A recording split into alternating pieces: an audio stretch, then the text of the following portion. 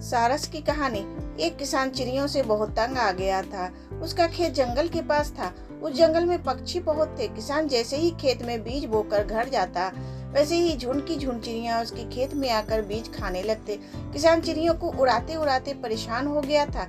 बेचारे को बार बार बीज डालने पड़ते। इस बार किसान एक बहुत बड़ा जाल ले आया। उसने पूरे खेत पर जाल बिछा दिया।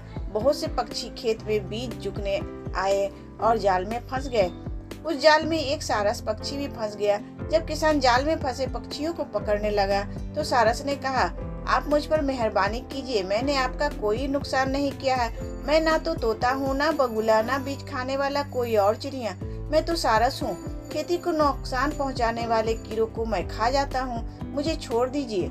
किसान काफी गुस्से में था। वह बोला, तुम कहते तो ठीक हो, लेकिन आज तुम उन्हीं चिड़ियों के साथ पकड़े गए हो जो मेरे बीज खा जाया करती हैं। तुम भी उन्हीं के साथ ही हो। तुम उनके साथ आए हो तो उनके साथ दंड भी पाओ। तो दोस्तों, जो जैसे लोगों के साथ रहता है वह वैसा ही समझा जाता है।